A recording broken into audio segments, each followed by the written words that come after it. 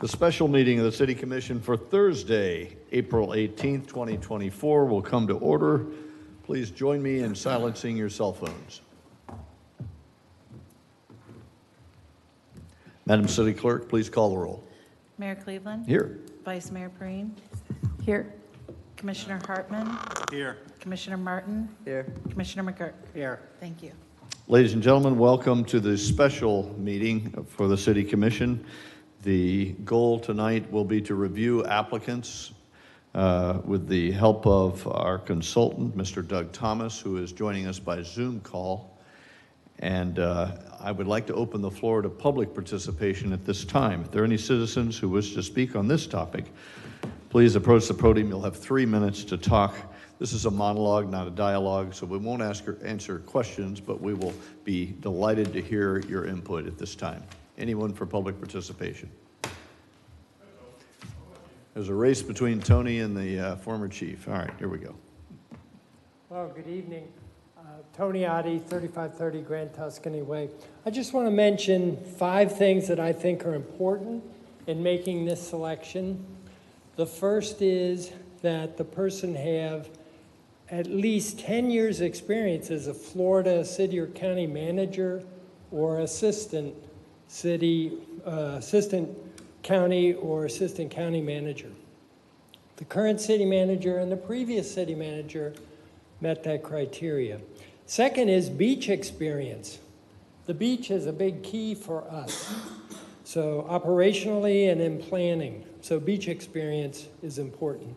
Third is to have a visionary who understands commission priorities and can develop well-researched options to bring back to you for discussion and decision-making. The fourth thing is that after receiving commission direction, to follow through and to get the job done. And a lot of times that involves special skills working with other groups because the city, as we all know, has many moving parts here. There's the county, there's utility commission, the chamber, the visitors bureau, the Team Volusia, many moving parts. And to be familiar with all those and to have the skill to work with them and navigate them and get a win-win out of the project. And the final thing is just it's the most basic thing, but it's essential. And that's to be able to develop a budget that covers the commission priorities, that makes sense financially, and to be a good capital projects manager. Part of being a good capital projects manager is to know where sources of funds are through grants and even developers, where you can get money and not just default that the city has to pay for it. So those are 5 things I think are real important. I'm happy to discuss those individually with anybody. Thank you, Tony. Appreciate your input Yes, sir. and your comments. Good evening, Mayor and Commissioners. Tony makes some very good points, and I was thinking about when you're working with someone that understands working with a diverse group of people and what leadership is, and basically what he was describing during that whole time is Robin Hayes. I would like for you to give some serious consideration to Robin Hayes. I worked with her when I was the interim police chief in Cocoa Beach, and I found her to be super knowledgeable. She's an ethical leader, strong leader, great leadership skills, and she's able to hold people accountable while still creating that team and that team spirit that everybody needs when you work in city government. And I'm talking across everything. She's very much like our current city manager. It's a very wide breadth of knowledge in a lot of areas. Her background is in finance, and she was a former city manager for both Cocoa Beach and for Mount Dora. She also worked as the interim finance director for Port Orange. She knows people here. She worked there under Jake Johansson, who's now our county councilman. Just like college, she can stand there and talk to you about finance issues, stormwater issues, hurricane prep and recovery issues, police, fire, capital projects. She is super, super sharp, and I think she would make an excellent city manager for this city. I say that as both someone who knows a lot about this city and how it works, but also as a resident. Please give Robin Hayes some serious consideration. Thank you. Thank you, Chief. Appreciate your comments. Anyone else for public participation? Seeing none, public participation is now closed. The New Smyrna Beach City Commission will review the applications for the city manager candidate, the city manager responsible for seeing the day-to-day operations across all city departments, providing professional advice to elected officials, and executing the city's annual budget, in addition to a host of other senior executive responsibilities. Our goal this evening is to neck down from a list of 24, 25 to 12, and Mr. Thomas will lead us through this. He's the Executive Vice President for Recruitment and Leadership at Strategic Government Resources. He's joining us remotely through a Zoom call to lead us through the discussion. And without objection, are there any comments before we start from any of the commissioners? Great. Without objection, then. Mr. Thomas, are you there? Can you hear us? Yes, I'm in good shape here. I appreciate that. Although I will say I can see Commissioner Hartman's nameplate, but I can't see him. I don't know if there's an ability to maneuver a camera or not. In case he raised a question that I might not be able to see if he's addressing something. But if not, we'll work through it as best as possible. We did that on purpose. He's our secret weapon. We don't let you see everything, but we'll work to get there. Okay, gotcha. Well, as they're working through that, I can start to talk you through what our process will be this evening. So first and foremost, it's a pleasure to be with you this evening, even though it's virtual. We certainly appreciate the opportunity to work with you and your organization. Your team's been great to work through. The HR department and Khalid have addressed questions and issues as they've arose throughout the recruitment effort. So appreciate their assistance, and we just want to personally thank them for that help as well. That's great. Now I can see everybody as well. That's wonderful. So as the mayor had indicated, the goal tonight is for me to walk you through a process that we call a triage, where I'm going to be kind of outlining the background of the search and then identifying the types of things that you've told us that were important for looking at your successor city manager. And we'll be reviewing a variety of candidates that we think most closely align with what you told us you are most interested in proceeding. But the goal here will be to be very interactive and have conversations about the individuals. As you also know, we have provided you a list of all the candidates who have applied for this position through their cover letters and their resumes. So you've all had hopefully a chance to review that as well. So there may be other candidates that I may not necessarily have on my list, but I'm more than glad to address and bring up and unpack any other candidates that may come up that perhaps may not be on my list, but might be on one of your lists for considerations for consultation or discussion this evening as well. So with that, let me share a screen, and I'm going to walk you through a PowerPoint presentation that I think will generally give you a chance to see the nature of this triage process tonight. So let me get this started from the beginning as a slideshow. Is that showing up on your screen? Just to make sure it's all set. We see it, Doug. Thanks. Excellent. Great. Okay, super. All right. So as I mentioned, our approach tonight will be to do an overview of the search and the recruitment effort. We're going to be unpacking a variety of candidates that I'm going to be asking you to make some notes in consideration of as I'm going through that presentation. And as the mayor said, our objective tonight is to hopefully land with somewhere around 8 to 12 candidates that you are interested in learning more about and moving forward as semifinalists.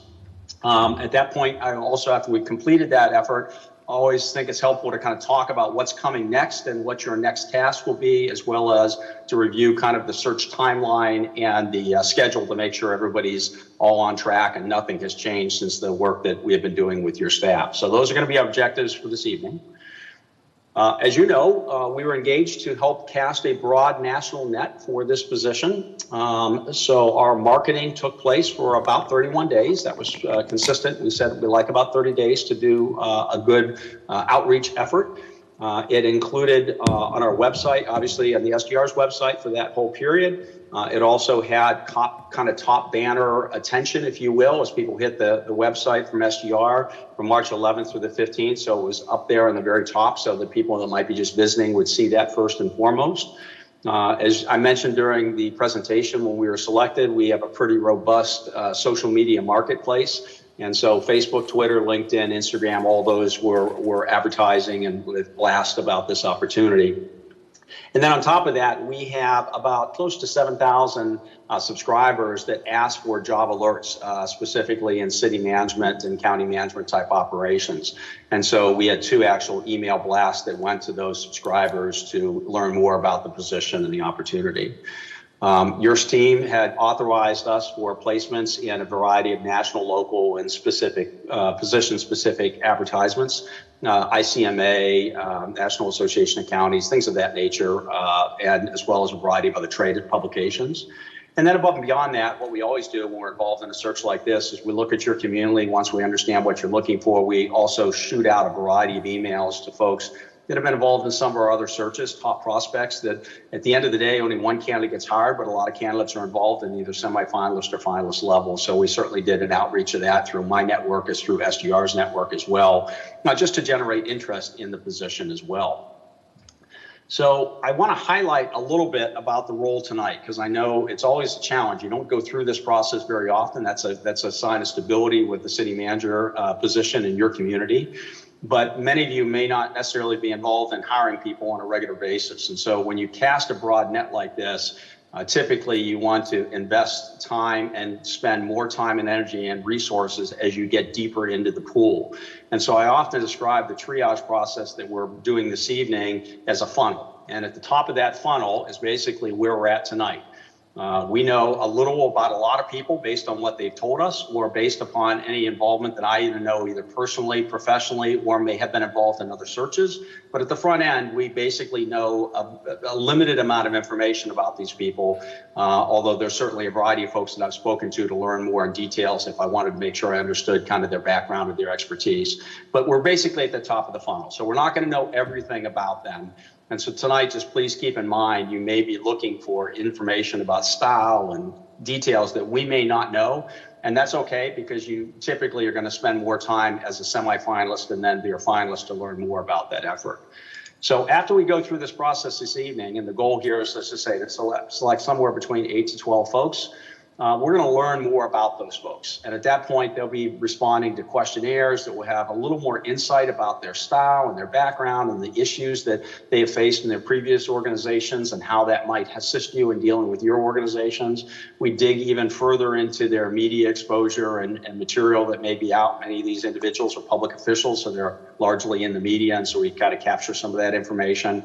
And you're going to get to know these candidates a lot better. So I kind of describe at the semifinalist level, it's sometimes even easier to kind of cull the herd, if you will, because you're going to have a whole lot more information at that point, and it's a smaller group of numbers. So just recognize that's the case. And then after that, your goal at that time, after we select your semifinalists and then you reviewed their material, you're going to be eventually selecting your finalists. And that's where you're going to put most of your time and energy and resources into that. And at that point, we're going to do comprehensive media searches. We're going to do criminal history credit background work. We're going to verify their education degrees, their credentials, legal study, driver's license, everything you can imagine in that, do reference checks. And we're going to learn virtually everything that you think will be important to know about these individuals. So just recognize that we're going to know more about these folks as they go deeper. But tonight, we're really at the top end of this funnel. So we're really kind of at a high level review as well.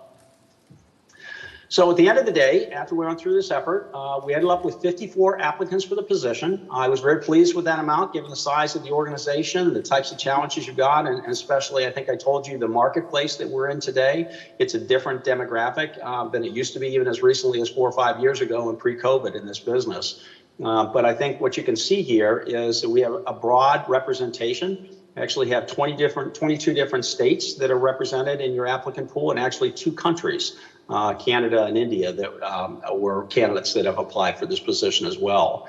And as I think I mentioned to you when I was involved in the selection process, generally speaking, the host state will often generate the most candidates, and that was certainly the case here with 20 applicants coming from Florida. Florida is also one of the top 3 states in terms of the number of council manager forms of governments. California, Texas, and Florida are the top 3, so not surprisingly, a good number of folks are interested in staying in the state or have experience here in the Sunshine State. And I won't go through the rest, but you can get a flavor in terms of where the rest of the candidates have come through, but a very broad exposure, pretty good demographic split in that regard. We also typically ask our candidates when they apply to indicate, their ethnicity background. This was a little more heavily loaded in the male than female, 48 being male, 5 being female, 1 not indicating a response. And then you can see the demographics of the candidates as they were reported by those individuals that went forward. So the process tonight, as I mentioned, is what we have done is look at the position profile brochure that you have approved that we have used to market this position. And we have looked at what you have told us is important in terms of an education and background, experience and academics and credentials, and the type of experience that you think are the types of projects that you feel are going to be of primary importance for the next city manager to deal with. So what we've tried to do is look at this through that lens, if you will, to help identify and narrow that pool down to folks that we think generally most closely identify with what you've said are important in this position. Now, that being the case, although I'm going to know a number of these candidates, they've been in previous searches, or I know them professionally, or I know them through my network. I'll try to unpack that as I do that, because I'm going to know some of those candidates to a greater extent than others. But I'm not necessarily in a position tonight to be able to tell you about their style or their philosophical approaches to some of these issues. That's really what we learn more about at the next level as we go deeper into the search. And so what I'm going to ask you to do is, as I go through these candidates that we think are closely aligned with what you told us is important in the position, I'm going to ask you to simply just take a notepad and write down 3 different numbers based on what you see or hear. And that is a simple effort where, number 1, it's a candidate that you like their background, you like their experience, you're interested in learning more, and you think you would like them to be a semifinalist in the position. So that would be a candidate with a number 1. There may be some candidates that some of you feel more strongly about than others, but you could say, based on what I've seen, I'm comfortable, I could be convinced to at least consider that person as a semifinalist going forward. And if that's the case, I'd encourage you to put a number 2 next to their name. And then there will always be candidates that, based on whatever you see or hear, they just don't resonate with you. We understand that. That's the nature of this process with 5 of you. And if that's the case, I'd encourage you to just put a 3 next to that candidate.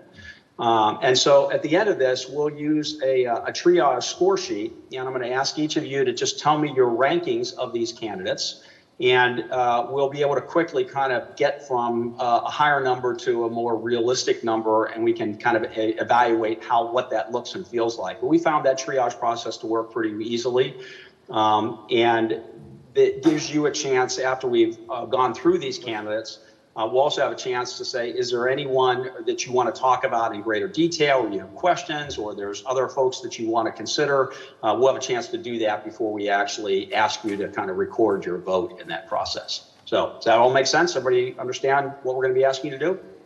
Any questions for Mr. Thomas before we proceed? Okay, go ahead, Doug. Okay, great. All right. Okay, so the candidates that I'm going to go through are going to be in alphabetical order, and so please do not attribute their placement in the search any higher if they're first or last. It's simply alphabetical order by their first name.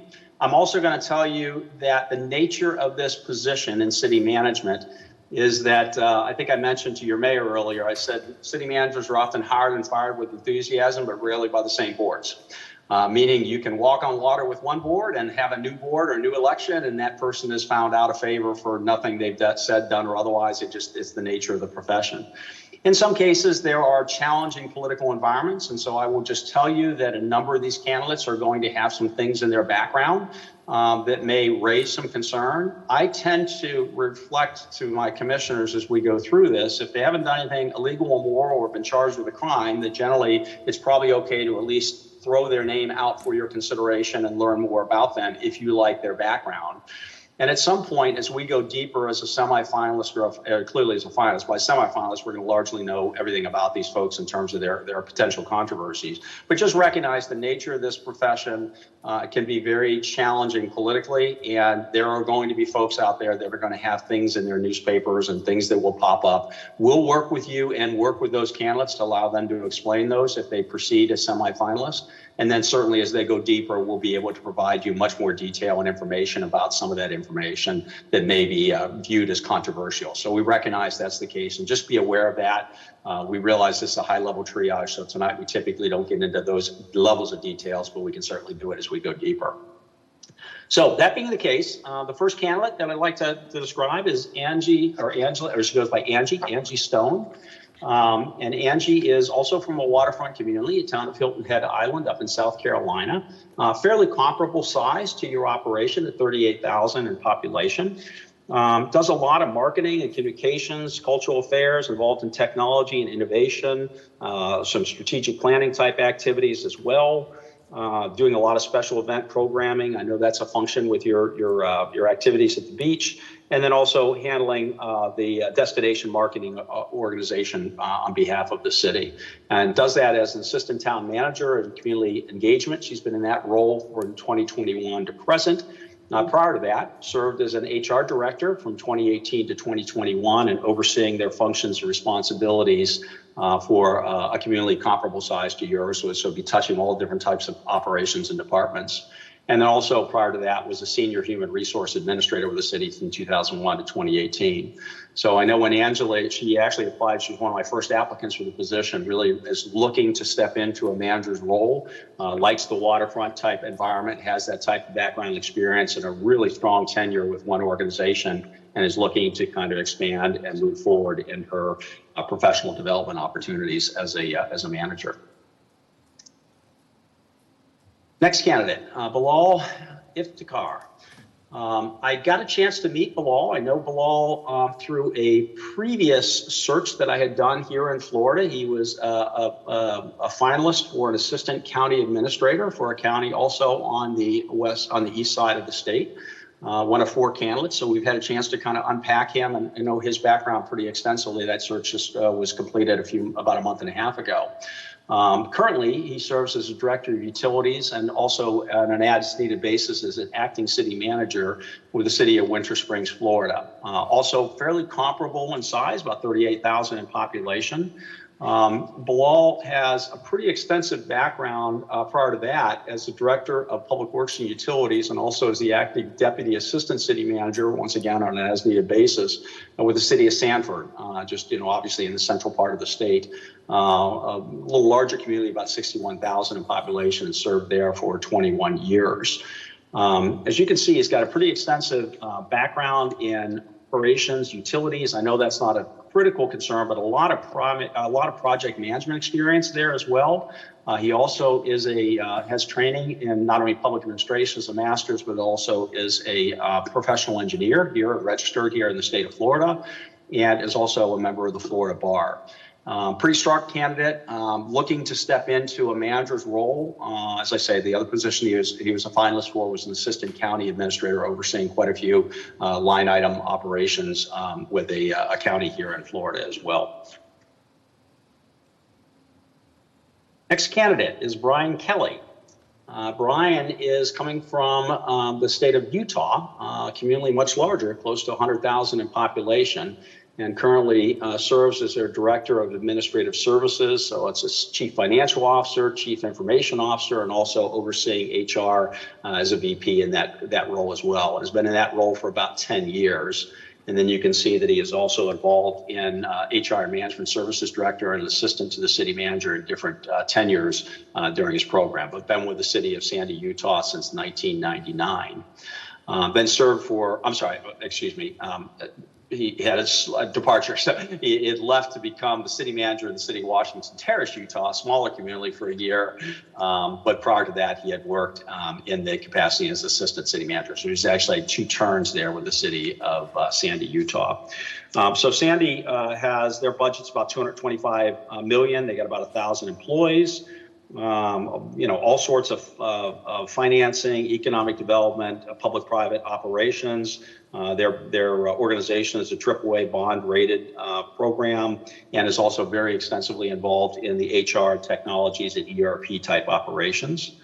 And they've also been involved in a lot of starting operations for, they call it business intelligence and decision support division, utilizing data analytics and visualization to help in their decision-making processes as well. So pretty impressed with the type of background that he has. Obviously not from the state of Florida, but certainly what I'll describe to you, I know one of your speakers had talked about hurricanes. I will tell you that most city managers, no matter where they're at, have had some exposure to some natural disasters, whether it's flooding, snowstorms, ice storms, straight line winds, tornadoes, things of that nature.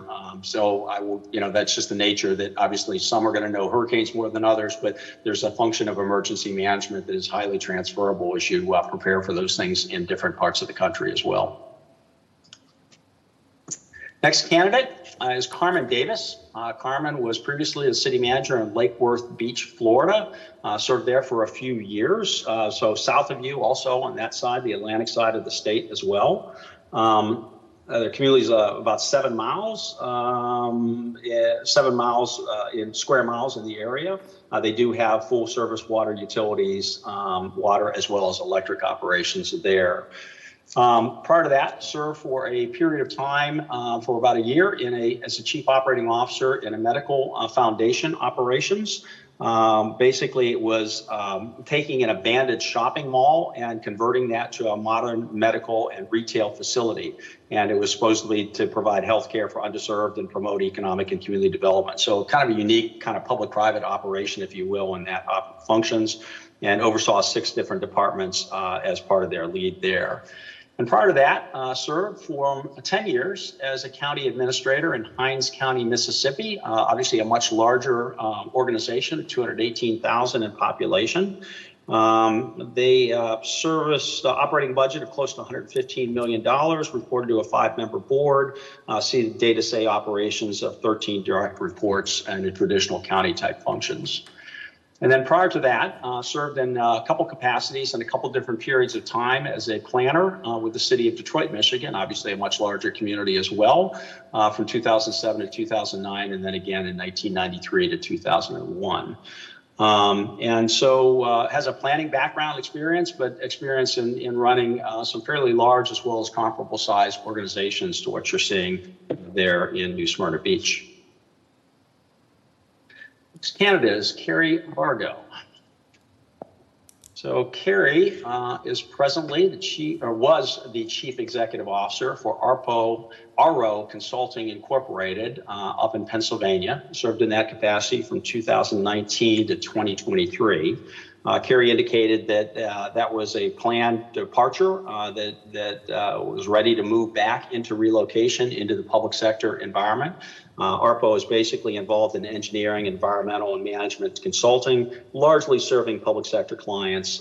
Fairly large firm, about 250 employees with a budget of about $22 million, but still involved day-to-day operations in terms of engineering and technical support services for local government functions, largely up in Pennsylvania.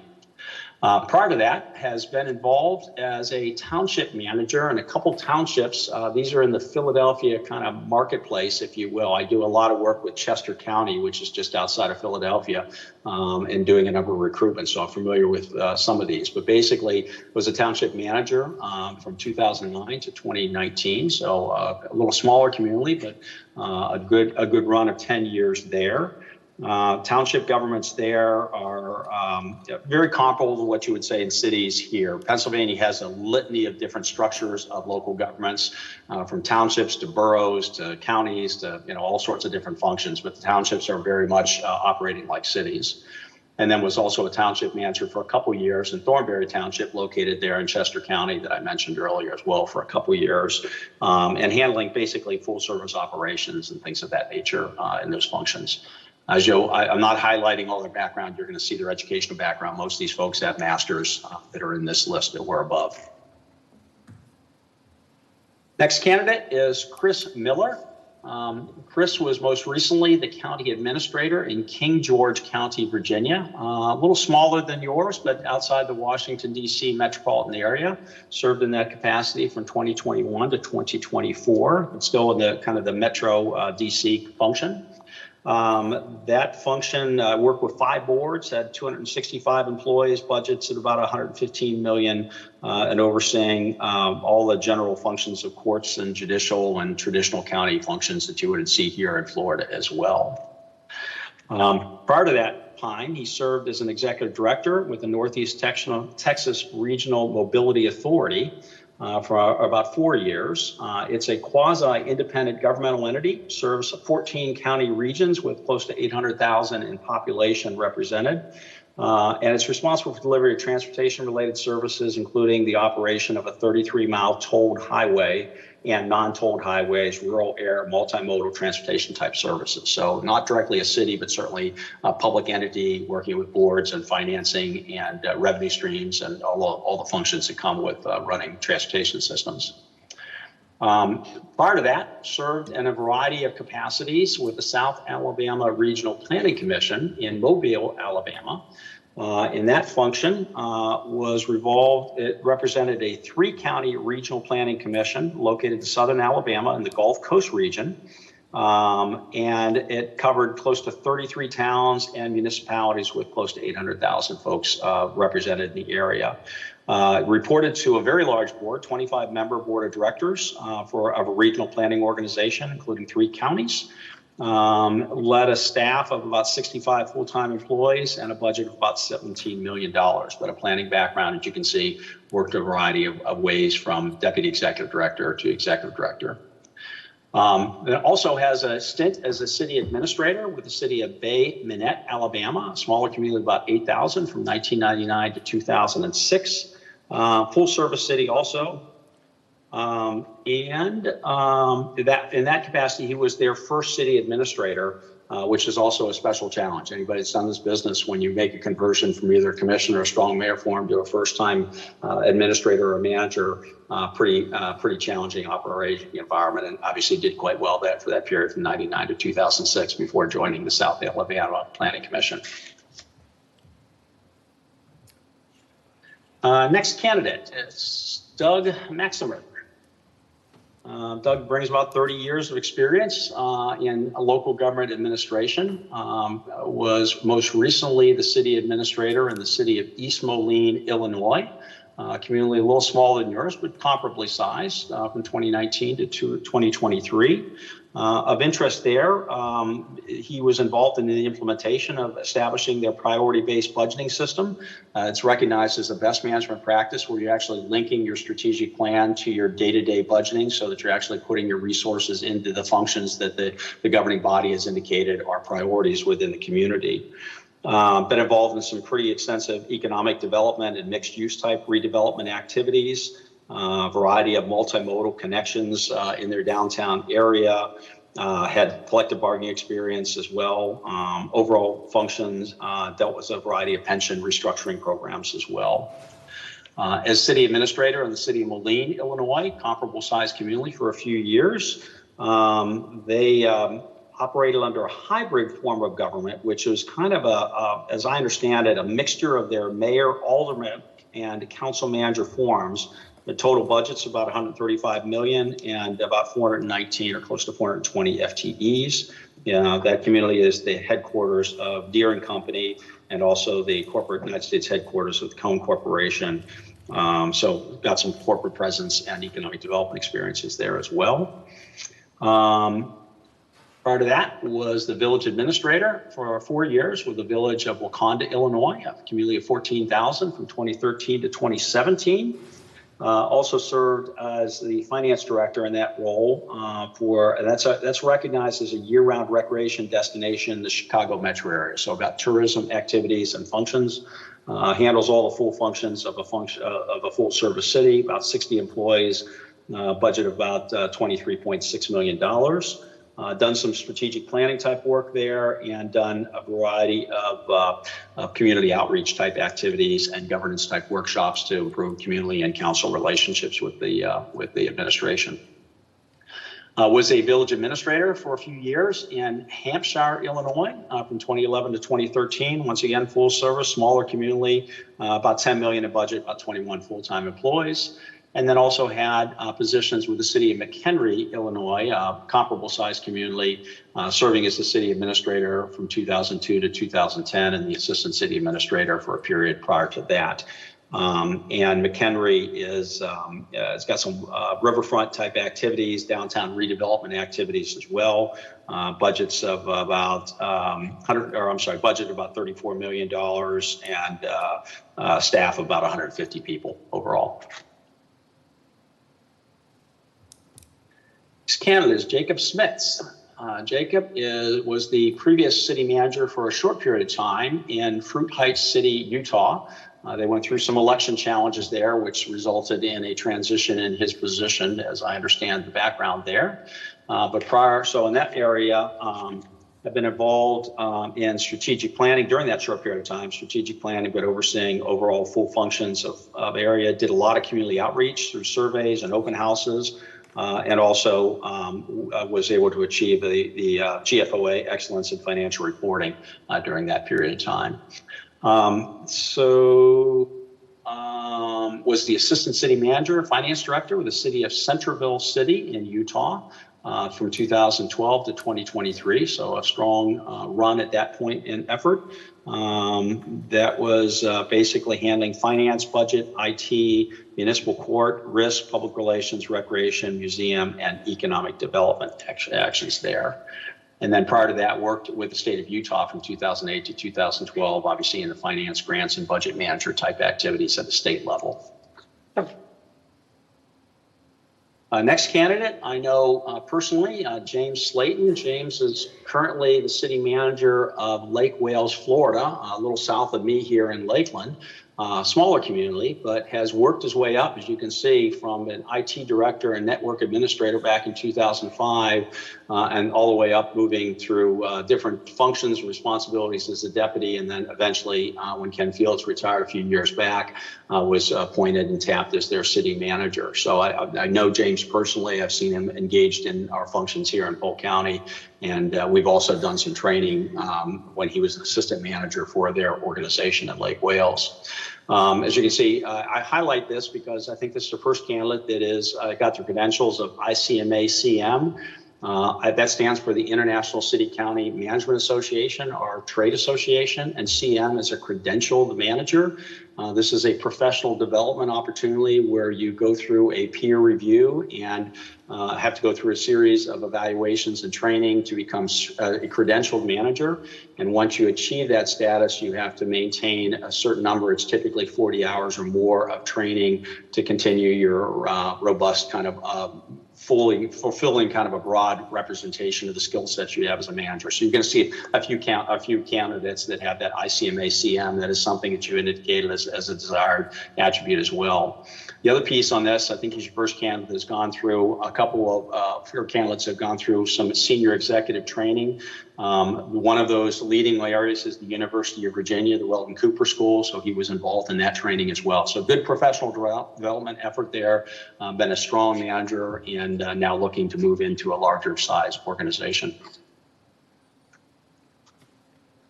Next candidate, Jeff Milich.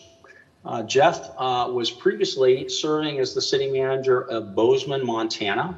For any of you folks that follow Yellowstone, that's where Yellowstone is allegedly from in that area. So high tourism activities.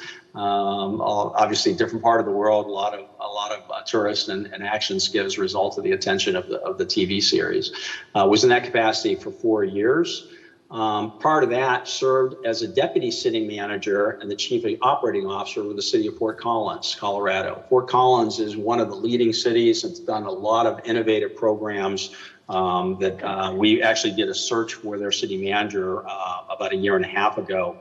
But I knew the previous city manager. He and I were both involved with priority-based budgeting when it was first brand new, and we got a chance to speak and meet at times. So I'm very familiar with their organization, the things they do. Fort Collins is obviously one of the largest, the fourth largest city in Colorado. That's close to 170,000 residents, and done a lot of very bold and innovative actions. So I like the background experience they would have there.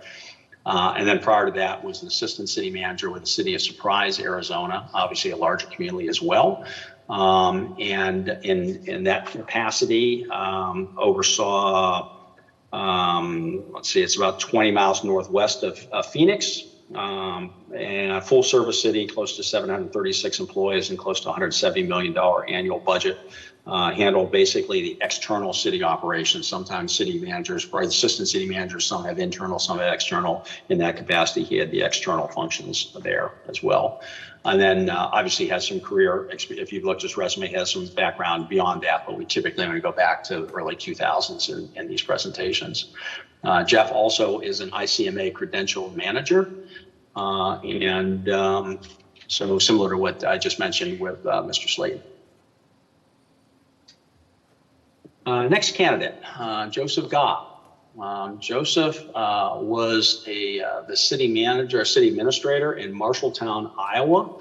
Served in a short time capacity in that effort. There was some transition there that occurred that ultimately led to his desire to resign that position and move on. So Joseph is currently in transition. But prior to that, has served in a couple capacities as a city manager in North Dakota. I've spoken with Joe.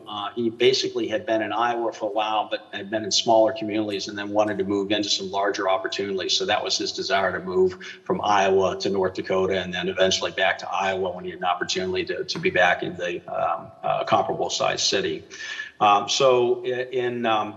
As city administrator of Marshallton, they had about 150 staff, budgets close to $80 million in operations, oversaw a variety of natural events. When I spoke to him, he mentioned he had a tornado that went through their downtown and had to do recovery, pre-planning and recovery operations there as well. In Aberdeen, South Dakota, for that position as a city manager, had about 275 staff members, had an operating budget close to $100 million. Had involvement with a very large $750 million water pipeline project with 2 rural water districts and serving different counties up in that area. Been involved with a significant wastewater treatment plant expansion of close to $57 million. Been involved in collective bargaining, total type functions of a full service city. The city of Dickinson, North Dakota, served as their city administrator there from 2018 to 2020. That was close to a $70 million operation, close to 200 staff members, and had been involved in some pretty significant downtown revitalization actions. And then prior to that, served in some smaller communities in Iowa, both as city manager in Chariton, Iowa, and also as the city administrator / public works director in Woodbine, Iowa. Obviously, smaller communities, kind of a chief cook, bottle washer. You get to do a lot of those functions. Also is a credentialed manager and is interested. He has indicated that his desire was always to get to Florida, and he's expressing some interest not just in this position, but a couple other Florida positions as well. Kamar Brown is a candidate I've seen in a couple of my searches. I have not had a chance to meet her personally. She's not advanced to the position as a finalist, but I've had a chance to at least kind of see her background and exposure. You're going to see a pretty strong background in technology, and right now working as a consultant for a group called Technology Integrations, largely working with public sector organizations and trying to deal with technology solutions, if you will. Similar type of work as a founder and chief visionary officer with her firm called Point Tech Business Solutions. And so doing basically consulting work largely with local government operations at this stage of the game. Served for a year as a deputy city manager in the city of North Miami Beach, comparable size but South Florida community, for a 1-year stint there as well, and handled in that capacity, handled budgeting and day-to-day operations, grab my numbers here. She oversaw departments of building, public works, community development, procurement, information technology, community and community redevelopment type efforts as well. Handled annual capital and program budget functions from there. And then prior to that, he had some background with the city of Miami, Florida, obviously much larger community. As the assistant director in their planning and enterprise program managers, worked in their staff and strategic enterprise program manager for a period of time and business analyst manager. So a variety of functions in planning and internal type operations. Had served as a media or customer relations and mediation manager with a private sector firm for a year. And then also worked with the state as an agency redesign consultant under the Florida Gubernatorial Fellow Program as well. So has 2 different degrees, a master's degree in international administration and a master's degree in law in intercultural communications as well. So double masters there. Next candidate is Kevin Cowper. Kevin is currently the city manager in Dothan, Alabama, a little larger community than yours, has been in that function for since 2019. Brings about 27 years of experience in local government operations. In Dothan, he's got 13 different departments, close to 1,300 employees, full service city, including an electric utility. I know you've run that through your authority there. Been involved in capital planning, strategic planning, things of that nature as well. Has, as an assistant city manager with the city of Auburn, Alabama, obviously a university community as well. And oversaw close to 800, the functions overall were 800 employees in 15 different departments. He handled, was involved in helping them move towards what's called an HPO, a high performing organization, where you're basically taking data and program and element and your strategic visioning and trying to align all those types of functions and tracking organizational performance. So strong elements. It's once again, at HPO is also a best management practice function there. And then also served as community development director here in the state of Florida, up in the city of Pensacola from 2001 to 2007. So you can see he is a planner by trade in that regard, but has moved in. We often see community development and trade and planning folks move into the city manager role. AICP is American Institute of Certified Planners, which is they're credentialed as a certified planner as well. Candidate is Michael Morris. Michael is presently the Deputy County Administrator in Stafford County, Virginia. He brings, in that regard, handles responsibilities overseeing planning and zoning, development services, economic development, tourism, utilities, stormwater management, capital construction, transportation, parks and recreation, community facilities, solid waste management, intergovernmental relations, and grants coordination, and then also serves as their liaison to the county court system, including the attorneys, the Commonwealth attorneys, and the sheriff's office as well. Prior to that, served as the director of Parks and Recreation and Communities and Facilities, so it was a promotion from that position up, and then held a variety of positions in different size organizations as director of Parks and Recreation. Annapolis, obviously a state capital of Maryland, comparable size organization to you. Corpus Christi, obviously a very large organization, pretty complex function for 4 years, overseeing their role there. And then obviously Parks and Recreation in a close to 100,000 population with the city of Portsmouth, Virginia. Has a master's degree and also is a certified Parks and Recreation professional. And another one of our candidates that went through senior executive training with the University of Virginia at the Weldon Cooper program. So kind of Parks and Rec tradition, but has moved up into the roles, and even in Parks and Rec of very large organizations with Corpus Christi and Portsmouth, Virginia. Next candidate, Michael Silverman. Presently the city manager in Pascagoula, Mississippi. A little smaller than you, been in that role since 2019. And that function, he handles about 200 employees. The budget's about $44 million in operations from scale and scope. The city manager in Cairo, Michigan, a smaller community, obviously. I don't know Michael, even though I spent a lot of years up there. He and our paths didn't cross. He was in that capacity for a 1-year window but during that period indicated he did have collective bargaining experience and personnel type functions as well. And then was a victim witness assistant in Lillington, North Carolina, in the district attorney's office.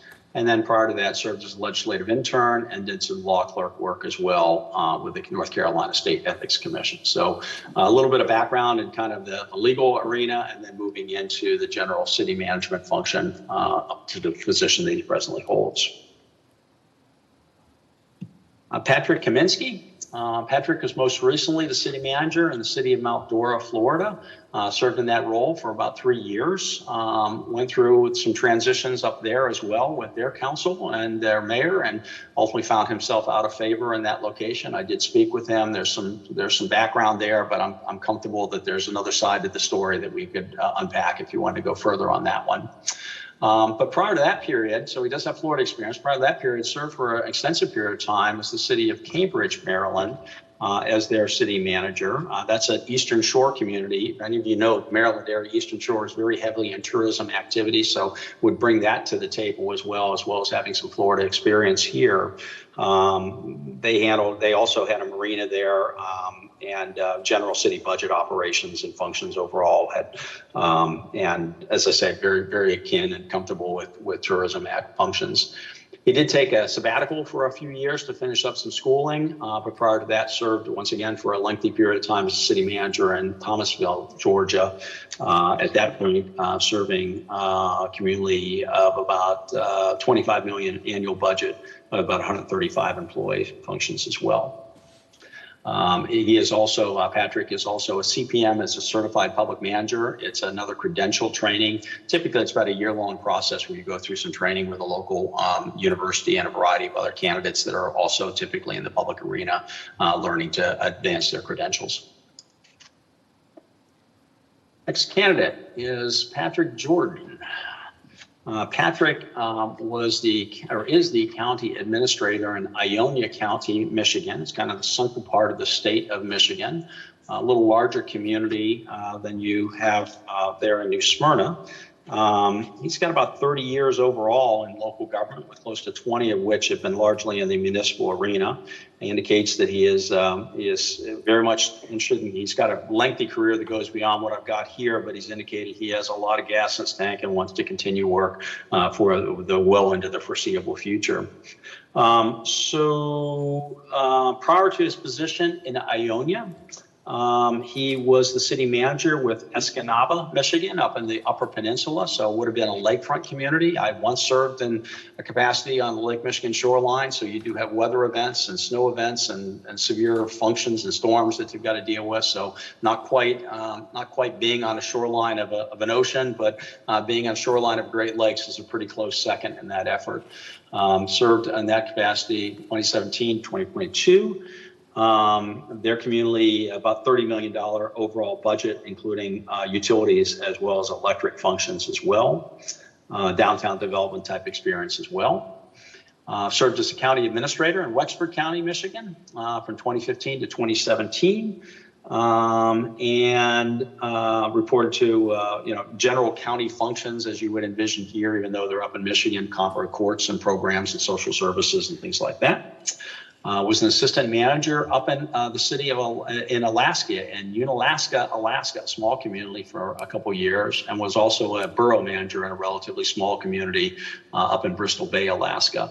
And then prior to that was a vital records manager in Tarrant County there in Texas for about 3-year window as well. Patrick Marsh. Patrick has been a candidate in a couple of my searches. We've unfortunately we've had some conflicts with his schedule and interviewing schedule, so I haven't been able to actually get him in on an interview. But he's been in a couple of my searches. We've done some background work on him all the way through to being close to being a finalist. He's currently serving, he's living here in Florida right now, currently serving a variety of communities doing planning and zoning and local government type services, has served in some interim city manager capacities as well.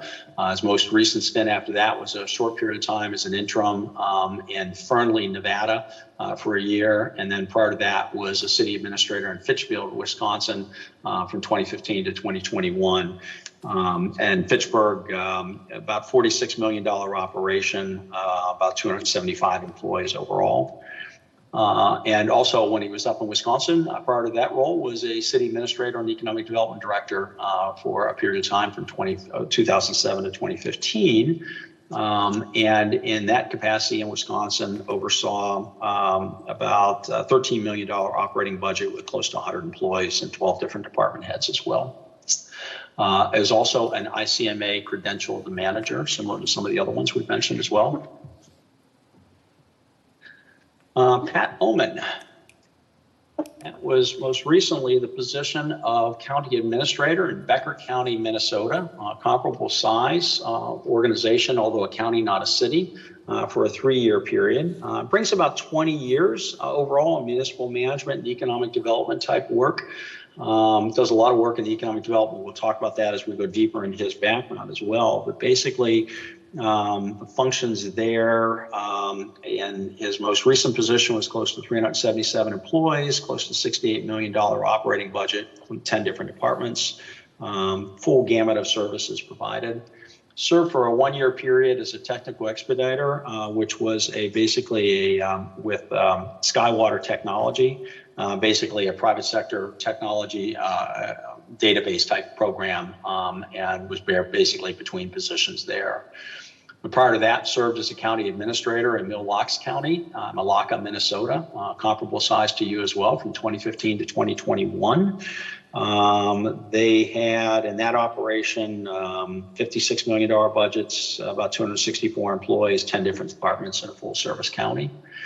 And then has some background in economic development as a director of economic development and their executive director of their development agency and their housing redevelopment authority in Carlton County, Minnesota, from 2005 to 2013, doing a variety of economic development and redevelopment functions.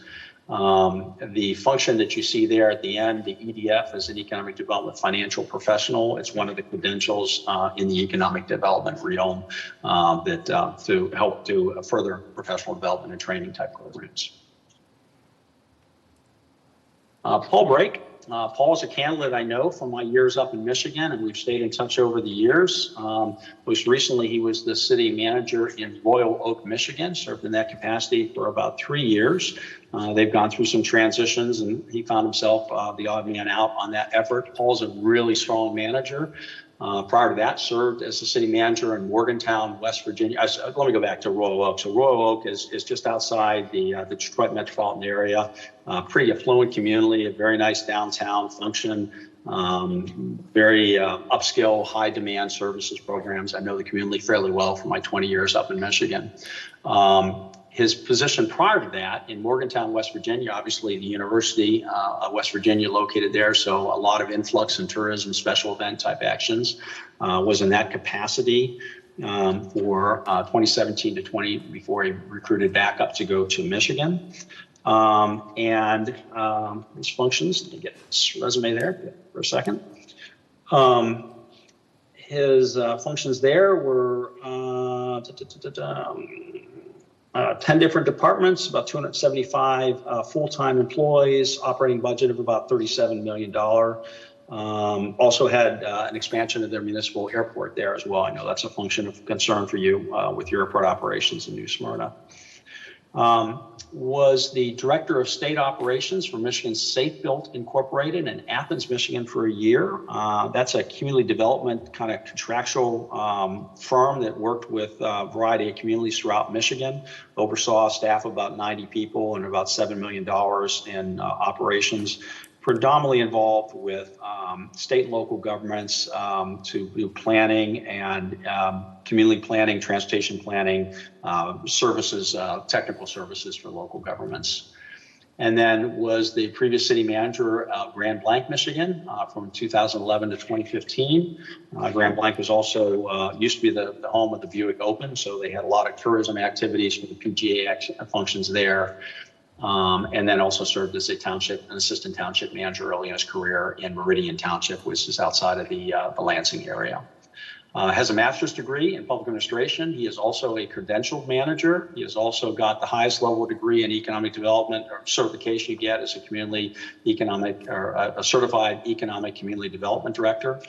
And Paul has actually been in two of the most leading professional development senior executive programs. One is the University of Virginia, we've spoken of before, and the other is the Senior Executives in State and Local Government at the John F. Kennedy School at Harvard University. So very, very both prestigious senior executive programs as professional development action. Next candidate was a candidate that was mentioned, I believe, by, I think it was your police chief or former police chief, or I heard something about that from the podium. I couldn't see the speaker. Robin Hayes. I know Robin as well. Robin was a finalist in a previous search several years ago I was involved with when she was still with the city of Mount Dora at that time. But I've known her through the years and through the FCCMA profession as well. Her most recent position was city manager in Cocoa Beach. She served there for about a year, got them through some challenges with their police department, and they had kind of some changes in politics as well. And she ultimately decided to resign for the betterment of the organization and move on to the next opportunity. She did serve, as noted by our previous speaker, as the interim director of finance with the city of Port Orange for a period of time from 2021 to 2022.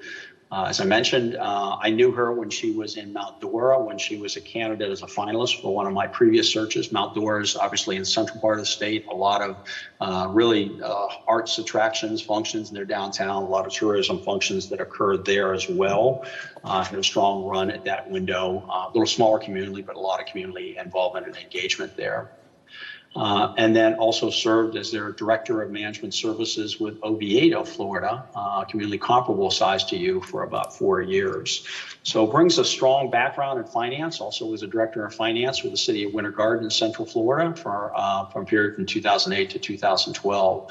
So brings a pretty broad background and understanding of financial operations. Is a respected manager here in the state and within the profession and within FCCMA as well, and is looking for her next opportunity. Next candidate is Scott Moe. Scott is the county manager in Ware County Board of Commissioners in Ware County, Georgia. Comparable size to you, but obviously a county function. It's north of Jacksonville, so it's not that far north outside of Florida. So in that same kind of general landscape, if you will. Net capacity has about 348 employees overall. I don't have the budget number there. I apologize. I don't think I saw that in his information. So full service function. The position he handled prior to that was a procure to pay operations coordinator in Waycross, Georgia for a 3-year period. That was basically a supply chain division working with the Mayo Clinic Health System, and they handled the local contract administration for commodities and projects and programs. So kind of a quasi-public type function, but not in the management role. Prior to that, served as the city administrator in Blackshear, Georgia, a smaller community, from 2004 to 2013. That time they have full service water, sewer, maintenance, finance, human relations, overall functions. Annual city budget smaller, given the smaller size, about $4.8 million.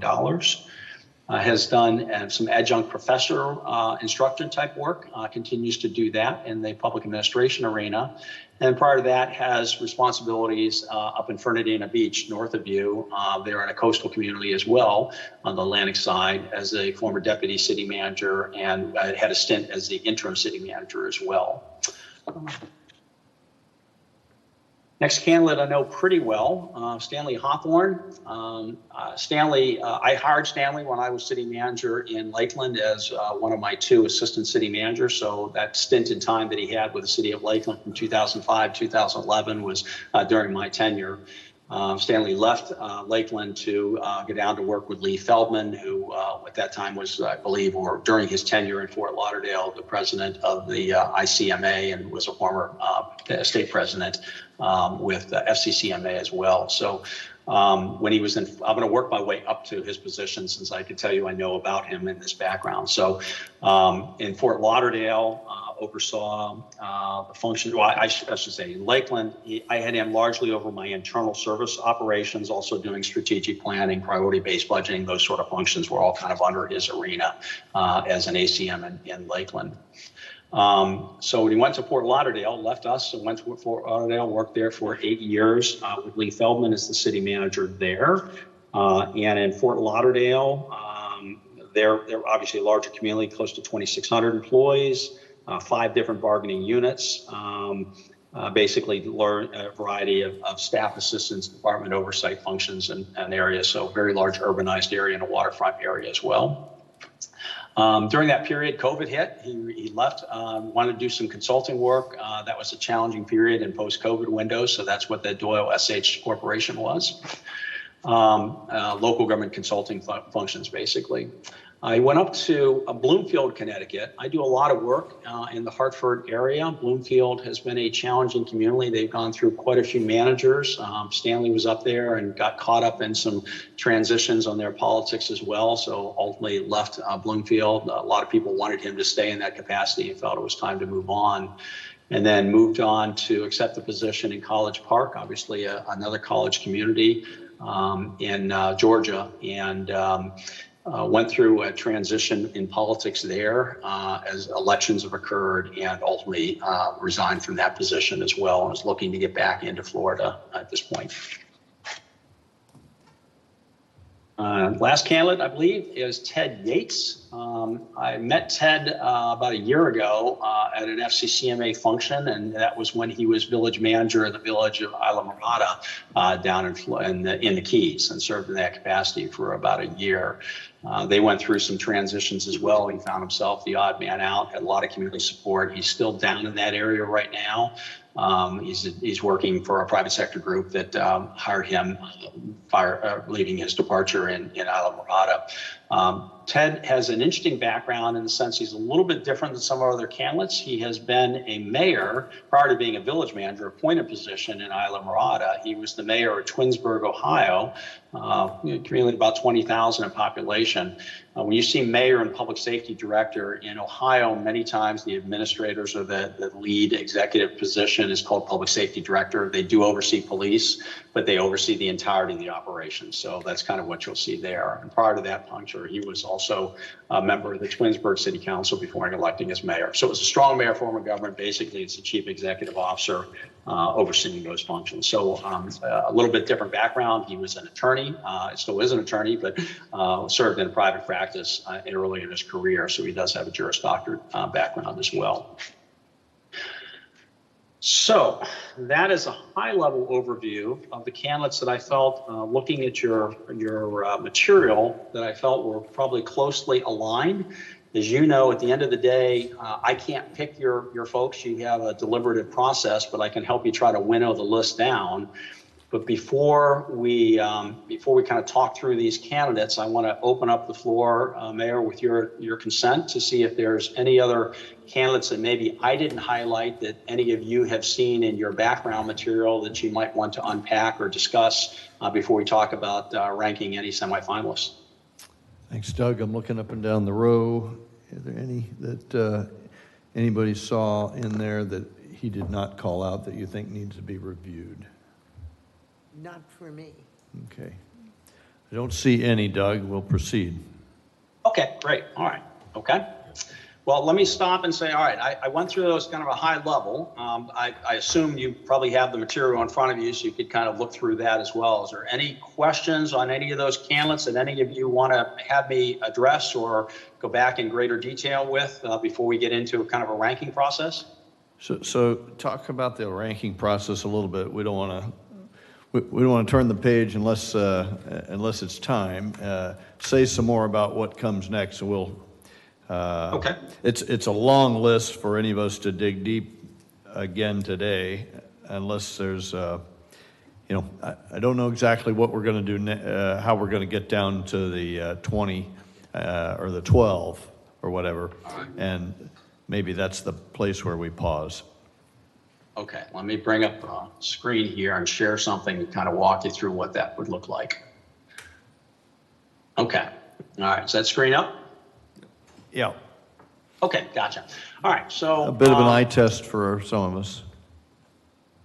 I'm sorry, pardon? A What was bit of that, an eye Mayor? test for some of us. I don't know if you can make it any bigger. Sure.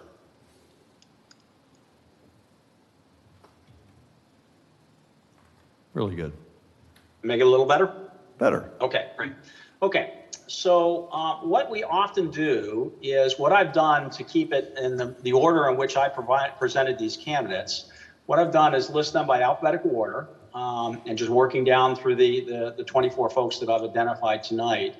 What I will ask you to do is if you've taken notes on each of these candidates, very quickly just say, you know, is it a 1, a 2, or a 3?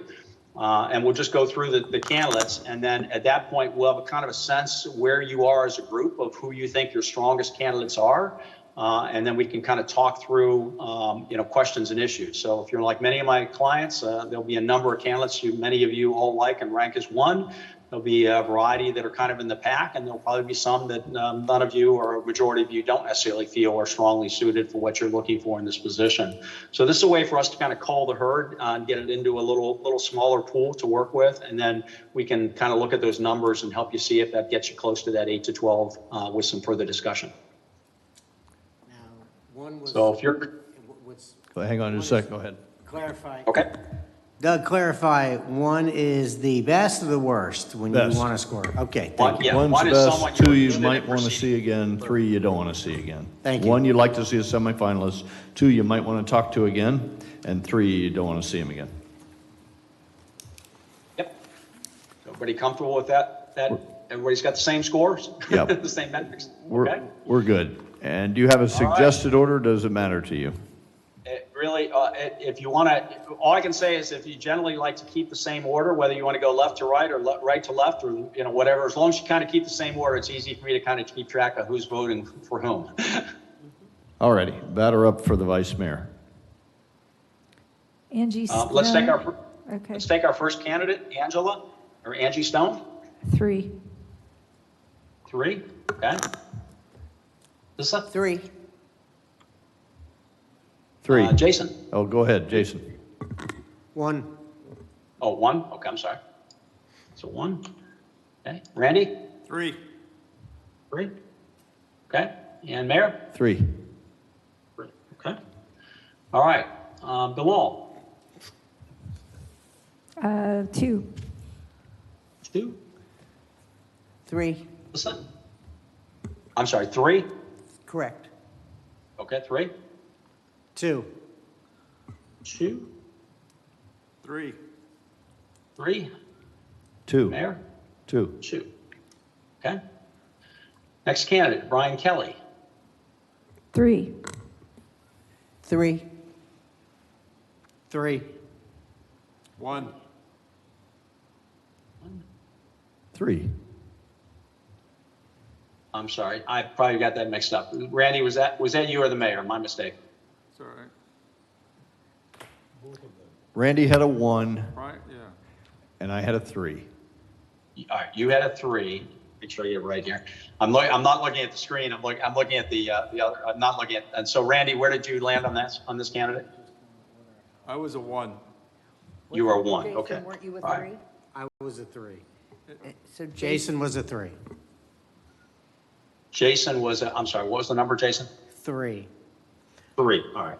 Why don't, if So, it's we're- easy- so we're going to help you a little bit here, Doug. We're going to go from right to left. We're going to, so it's on your screen there. You have Hartman, McGurk, Martin, Perrine, Cleveland. So we're going to start on the right and go to the left. How's that help you? Okay. All right. That'll work. Okay. All right, Gotcha. we'll All go right. down to Carmen Davis, yeah? Okay. And we'll So, start Randy, with, I guess you're we'll starting. start with Hartman. 2. 2. Okay. 2. Oh, it's not letting me enter a number here. What's going on here? Hang on. Let me save something here. I don't know what's happening. Something here. Having a challenge with this. Oh, all right. It's just freezing on me. Mistake. All right. Let's try this again. All right, Randy. What was it? Where we, Carmen Davis. Carmen Davis is a 2. 2. Okay. 2. 2. Oh, Fred, are you, Nope, yeah. nope, it's Lisa. We're going to go across your page. okay. But you're across the page that way. Okay. Yes, Oh, ma'am. across his page. Yeah, Okay. yeah. Carmen's a 3 for me. A 3, okay. 3. Ally? 3. And Mayor? I was a 1. 1. You put 2 on mine, I said 3. You said 3, I'm sorry, I misunderstood that. 3, okay? Is that correct? Correct. Okay. All right, next candidate, Carrie Vargo? 3. 2. 2. 3. 3. 3. 2. 2. Okay. All right, Chris Miller? 2. 1. Oh, I'm sorry, 3.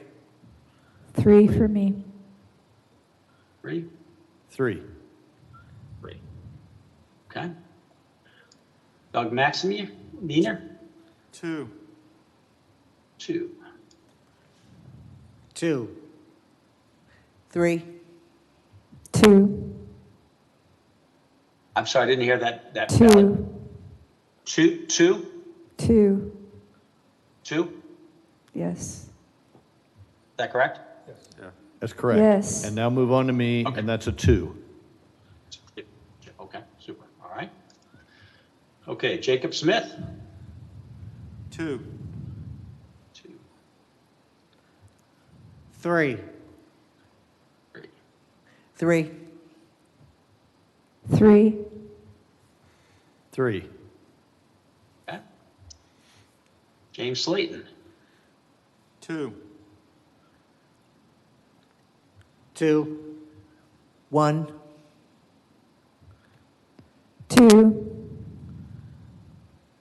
Ally, I'm sorry, I'm having trouble hearing 2. your number.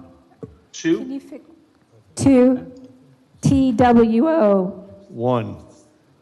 1. Okay. Okay. Jeff Mililich? 1. 1. 1. 1. 1. Okay. Joseph Gah?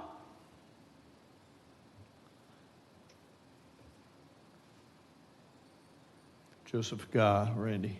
Oh, I'm sorry.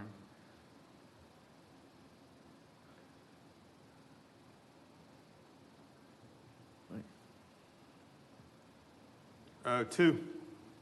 2? 3. Joe is 3. 3? Yes. 2. 2? 3. Kamar Brown? 1. 3. 3. 3. 3. Kevin Kelper? 1. 1. 1. 1. 1. Mike Morris? 2. 3. 2. 3. 3.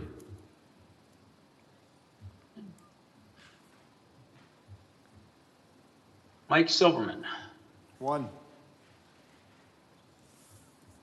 3.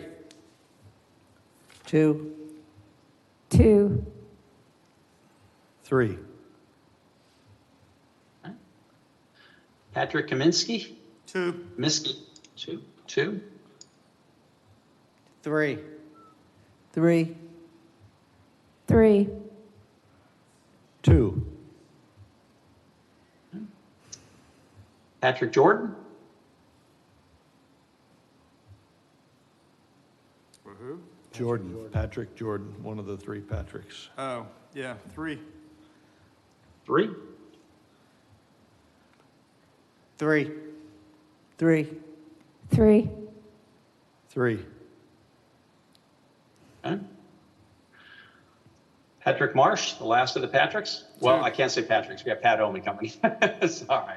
Patrick Marsh. 2. 2. 2. 2. 2. 3. Pat Omen. 1. 2. 3.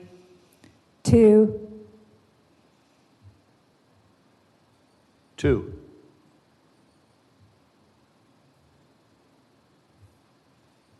All break. 1. 1. 1. 1. 1. Okay. Robin Hayes.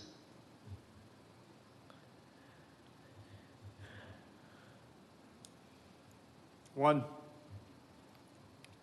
2. 2. 1. 1. Oh, I'm sorry. You said 1. I'm sorry, right? 1. Correct. Okay. 1. 1. Okay. Scott Moe. 1. 2. 2. 3. 2. Stanley Hawthorne. 1. 2. 2. 2. 2. And Ted Yates. 3. 3. 2. 3. So 2. 3. Okay. 2. 2. Okay. Gotcha. All right. So let me do this.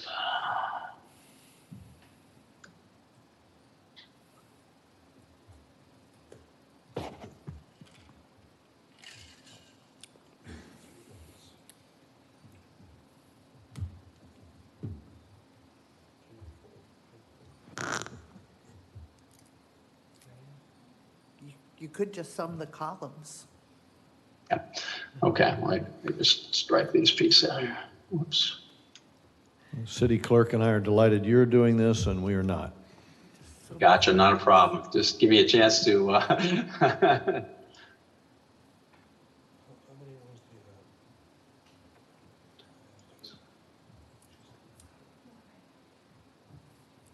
Okay. Gotcha. All right. Okay. So you got a few here that are below. So these folks are all 2 or below. So let me just highlight them here in yellow or in green for now. And then you've got a bunch that are in 2 2s. So if we took this group here as well, that gives you 1, 2, 3, 4, 5, 6, 7, 8, 9, 10, 11, 12, 13. Okay. All right. So this is like a golf score. So low score, basically I'm taking the sum of these and dividing by 5. So that's how we get to these numbers here. So using that methodology, you've got 1, 2, 3, 4, 5, 6, 7, 8, 9, 10.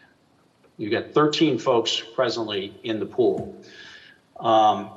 So let me just flag a few things just of note. You've got a couple that are some 3s here. Just put a caution there.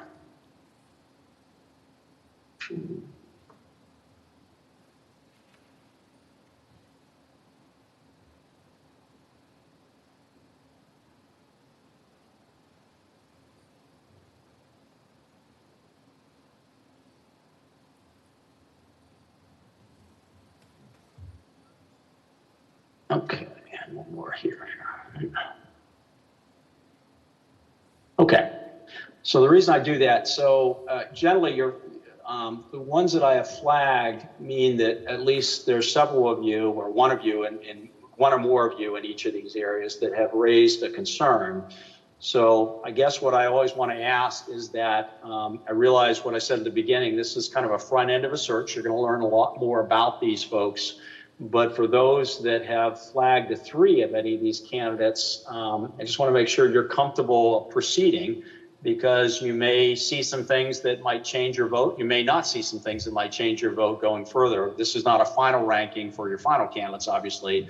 But when we see some folks that, have some 3s in them, I just always want to kind of ask you as a board that you're okay advancing that you can, look at these candidates and give them a fair shake based on what we see at the next round. Just for color commentary, if we did that, we would be down to 6 candidates had we eliminate those, and that's maybe too tight. I'm happy to see Mr. Silverman, Mr. Marsh. No harm, no foul there. Okay. But that's my personal. Let's get the rest of us figured out here. Do you? We'll start, Vice Mayor. You've got at least 2 up there. I'm Do you okay object? with going forward. but- All right, Commissioner Martin. Same. Yeah. No problem. Okay, Randy. Same. Yeah. All right, up and down, None of my threes made it. up and down the row. Randy's the candy man, and the rest of us are jerks. But yes, we're content to go with the 13. Help us with what's next. Excellent. Okay, super, great. All right, well, let's save that then. So that gives us, I'm comfortable with that number. Just to be, let me stop sharing that for a second here. Let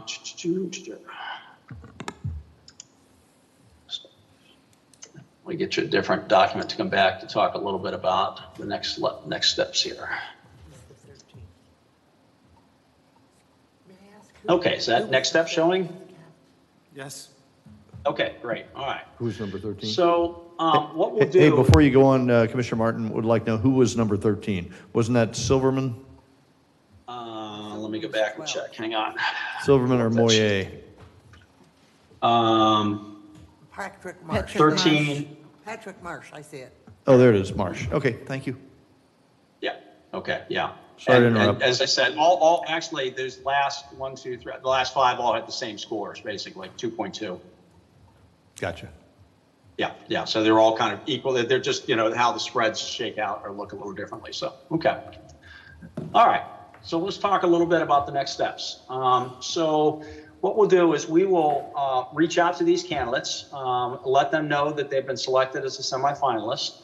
What we ask them to do is to complete a fairly detailed questionnaire that will talk about their background, their history, their experience, why they left their previous positions, what their desired compensation and benefit package, not that it's a final number, but at least get a handle of what that is. Everybody that's applied is generally within your range, so I'm not overly concerned about that, but we like to have them, as they get deeper into the search, give us a little better insight about what they might be looking for. We will also ask them to respond in writing to some detailed questions about some of the things that we flagged as challenges and opportunities. Growth management, beach issues, downtown redevelopment, community engagement, strategic planning, all the type of things that we flagged in the brochure, because we want to get a handle of how their background fits into the information that would apply to your particular position. We also ask our candidates to typically respond to 3 or 4 pre-recorded video interview sessions. These are high-level questions, so we ask them to, in a timed response, tell us about why they're interested in this position and in detail, and normally ask them about things that aren't necessarily reflected in their resume that might be of interest to you as an employer, just about their background or their personal issues that aren't necessarily reflected in the, the traditional CV. I normally ask some questions about, what's been innovative or what's been bold or what's been the most challenging project they've worked on or the most complex project they've worked on, just so you get a chance to see how these people communicate. And those are timed responses, and they're one way, so they're not two way. So they'll be talking to a camera, but you'll be able to view that information. One of the questions we always ask, as I mentioned, there's a variety of things associated with some of these folks that are in the media. We're going to ask them to explain anything that might be of concern to you as a future employer. So we hear from them first and foremost what happened, what it is, their take of the issue. And then we also start what's called a stage 1 media search, which is a LexisNexis database review, which will kind of cover at a high level their most recent position. So we're not only asking the candidate to tell us a little bit about their background and what may have happened in their previous community or in one or the current or most previous community, but we're also going to kind of do a little bit of verification of that. And I will be talking to all these candidates and unpacking that information with them prior to our next meeting. We give the candidates a chance. Most of these candidates are fully employed, so we give them some time to package that material together. Then we package it all up, and we will send that back to your HR department for distribution to all of you. And you'll have two different pieces of information at that point. One will be a booklet that will incorporate the candidate's cover letter, resume, questionnaire response. So you'll see those side by side. You'll be able to evaluate that. And then we'll also send you links to their video interviews. And so your homework, after we get that all to you, we also give you some time to review that material. And then we're back meeting as a group in a second meeting for you to discuss your selection of your finalists.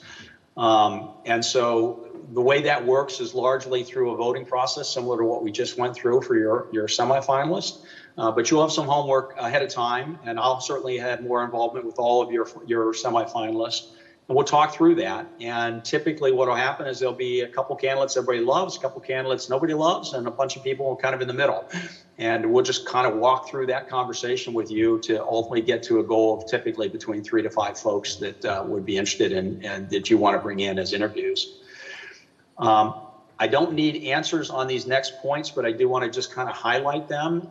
So once you select your finalists, their work is not completed at that point. We immediately start working on their criminal history credit, background, reference checks, things of that nature, verification of their education, verification of their credentials, if they're involved in any lawsuits, any of that stuff all gets flagged as part of the process.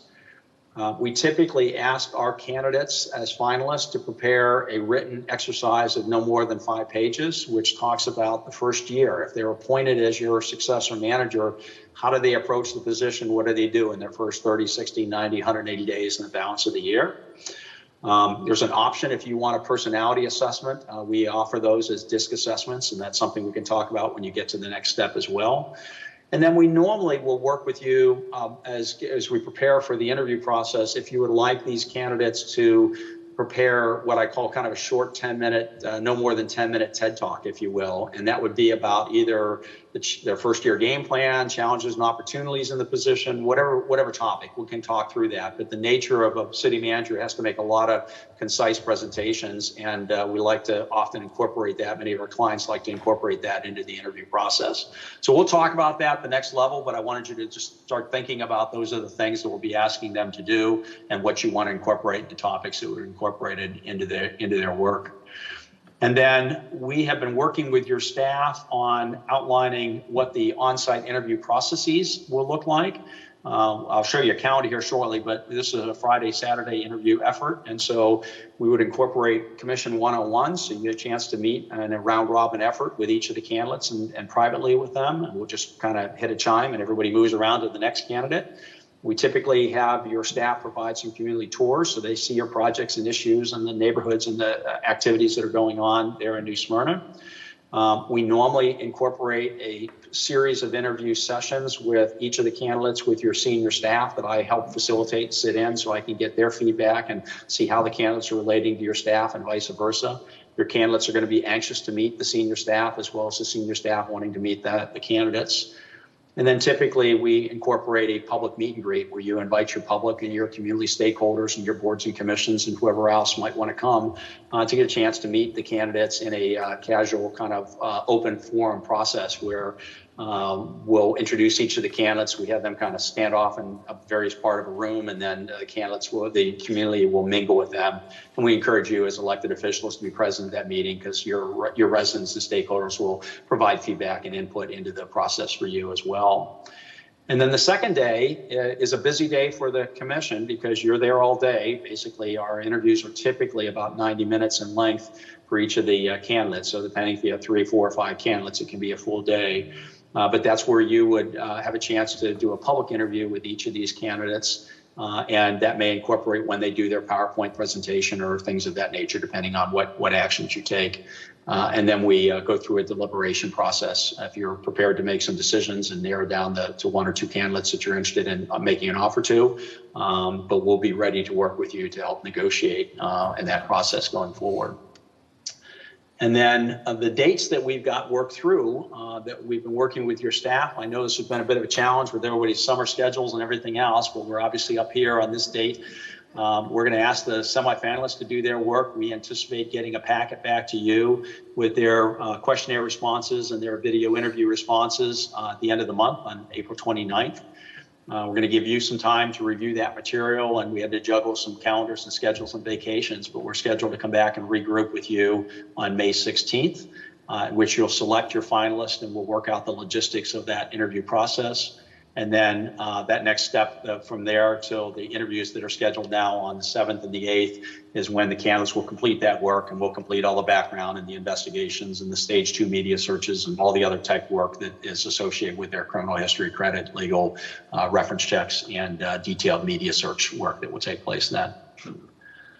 So that's what this looks like. I'll stop there and address questions that any of you may have. Very well done, Doug. Very thorough. And we'll go up and down and see if there are any questions. We'll start with Commissioner Hartman.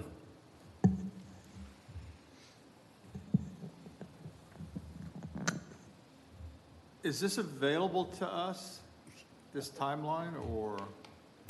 Yeah, it's been done in conjunction with your staff, Commissioner, but we can certainly send a copy so that everybody's got it. I hope that that's all these dates have been, especially the meeting dates, have been locked down on your calendars hopefully by now. Yes, okay. No, that's all the questions I had, thanks. We'll get that from Heather. Gotcha. Yep. Okay, awesome. I don't Very have good. any questions. Mr. McGurk, Mr. Martin. I just like the presentation, including the timeline, yeah. Very good. Yeah, well, we get that material to you. I'll get it through to your HR department. Absolutely. Thank you. Good. Commissioner Perrine? Same, No. just a Okay. spreadsheet showing the None from the numbers. commissioners yet. Could you say some more words about the public forum? Do I understand that all members, all finalists in the room at once, spread out in various places, or how do you see that taken? Is that going to be, Heather? Is that our Brandon Center event? Be here in the chamber. Okay. So Doug, go through that and I'm assuming that's the number is 6, or do we yet to determine that? So typically, most of our if you want to do this all in one day, typically 5's the most interviews you can get in one day and still have brain power at the end of the day.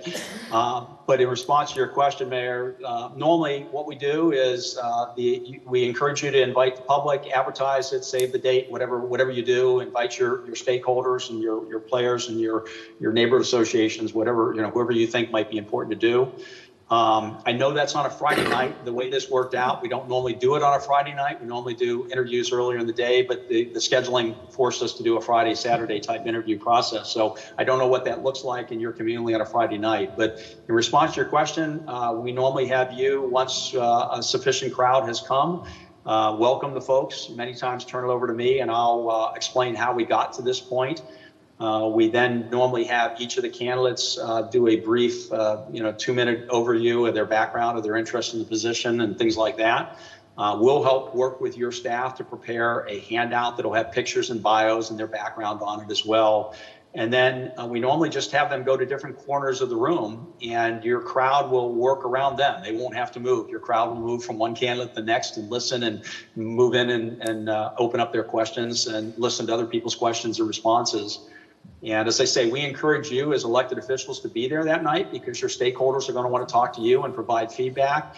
And you can watch how they kind of interact with your community and how your community is interacting with each of the candidates. So we typically recommend it to be pretty informal in that fashion.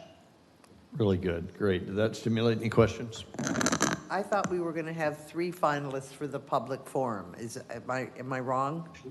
Well, it depends on how many candidates you select, Commissioner. Typically, if you select, most of our communities select between 3 to 5 finalists. So I don't know what that looks like until we go through our next meeting. You'll make that decision based on which candidates you want to invite into the interviews, but 3 to 5 is a normal number. Thank you. Yep. Anybody else? I don't see it. Doug, anything else for us before we do some official stuff to codify the 13. Great. I'm good on my end. I'll stand in the background and let you finish procedural unless right. there's other questions. Let it- And I'll stay with you until your meeting expires. Thank you so much. Appreciate all your work. Pleasure. City Clerk, would you read the list of the 13, please? And then we'll entertain a motion. Jeff Mahalik, Kevin Cowper, Paul Brake, Robin Hayes, James Slatton, Stanley Hawthorne, Pat Omen, Scott Moy, Bilal Iftikhar, Carmen Davis, Douglas Maxiner, Michael Silverman, and Patrick Marsh. Great, appreciate that, and we'll have a hard copy of that to us. Doug, will we have access to those resumes in full, continued access to that as we go? Yes, you've got right now you have all the resumes, including those folks that you've selected, but as they complete their questionnaire and video interviews, we will repackage them again in a separate document for you, so everything's in one spot for you. Very good, thank you. With those 13, is there a motion to accept those names as semifinalists? So moved. So a motion Second. and a second. Any further discussion? Madam City Clerk, please call the roll. Vice Mayor Perine, Yes. Commissioner Martin, Yes. Commissioner McGurk, Yes. Commissioner Hartman, Yes. Mayor Cleveland. Yes. Thank you. Okay, those 13 are going to be our semifinalists. In case they're watching, congratulations to you, and we look forward to meeting and continuing this selection process. Are there any other business that we need to discuss tonight? City Manager, anything from you, sir? City Attorney, Madam City Clerk, any Commissioner? I'm aware of a Memorial Day planning for Memorial Day, and for those of you, some of you have asked about, hey, we have other organizations who would like to either participate or schedule theirs around ours. I believe ours is scheduled, if I read Mr. Salazar's remarks, at 10:45 on Memorial Day to 11:30. So if that helps for planning purposes to any of the organizations that you're affiliated with, that's good. As soon as we pat down the schedule, we'll email it to you. Absolutely. There are organizations around town that are planning their own events, and they're trying to tag on to ours, as I understand it. Okay. Anything else? Thank you. We're adjourned. Thanks, Doug. Bye.